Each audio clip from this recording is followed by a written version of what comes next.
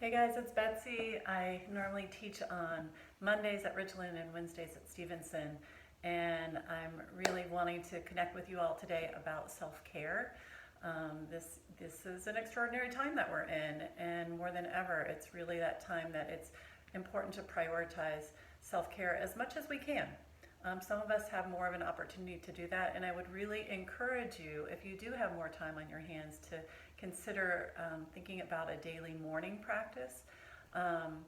In fact, if you can do something in the morning that really grounds you, do that before you tune into any news source, before you start your day with a clear mind, a clear energy in the morning. You can really start to ground yourself in your practice. And some suggestions would be to do some yoga, do some breath work. And if you're up for meditation, you can add meditation in, but do something every morning. And it could be something like a brisk walk. It could be dancing, but something to really help you get in your body.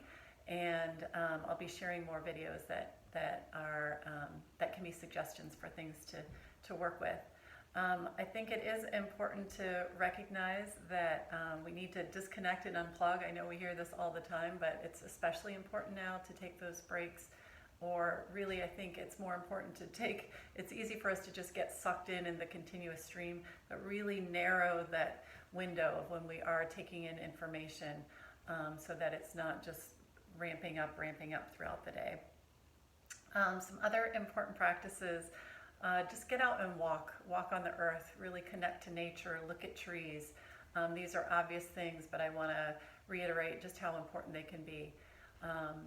And then really practice presence. So even if you're just going about your normal day, or I should say especially because you're going about your normal day, maybe doing the same things over and over in your space, a way to really work with mindfulness is to really bring presence into whatever you're experiencing. So if you're literally doing your dishes, just feeling the water on your skin, actually washing your hands is a great one for this too.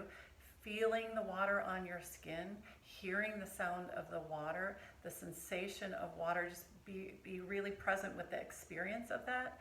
The more we can move into the present moment by experiencing things through our senses, the more that will really help to get us out of the momentum of the mind.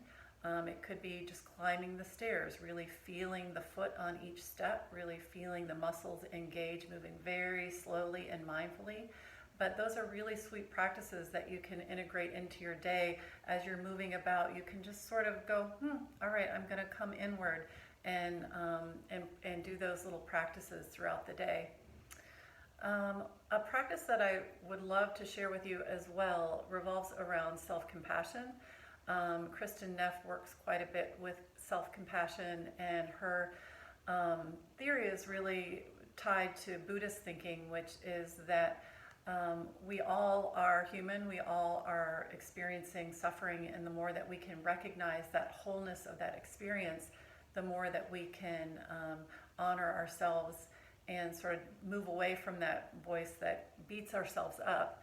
And so I thought, if you'd like to join me for a little self-compassion exercise, why don't we place our left hand on our hearts and place the right hand over top of that. You can even make this little Garuda mudra, which is eagle mudra, so your little fingers are the wings. And close your eyes now, if that's comfortable, and start to bring your awareness to your heart. You can breathe into your heart. And notice how that shifts as you do so. When you are in a time of suffering, just recognize it. You can even feel where you notice that stress or that tension in your body. And recognize that this is a moment of suffering.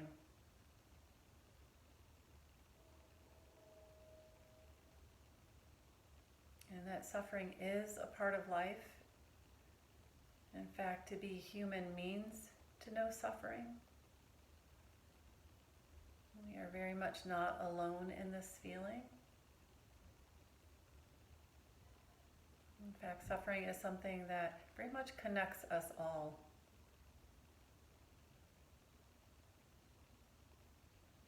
And recognizing that you are a part of a web that is so much bigger than yourself. This connection to source or creative consciousness or the universe, nature, God, whatever you want to call it, feeling that connection to that which is bigger than ourselves.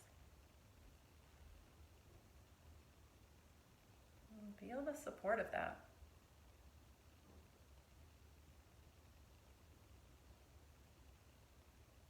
And then recognize that within you lives a higher self, a more connected self, an eternal self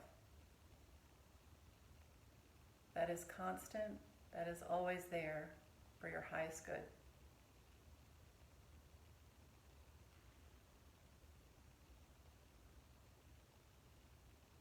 Good. And breathing into the heart, let's invite in that sense of self-compassion, that love for ourselves, being in love from our higher self and from that great web that connects us all. You can even just give your little wings a pat. Just this loving little pat as you connect to yourself with compassion. Good, and then bringing the hands together at the heart. Namaste. Thank you. You can look for more videos and more support on the Park District website, and wishing you all the best.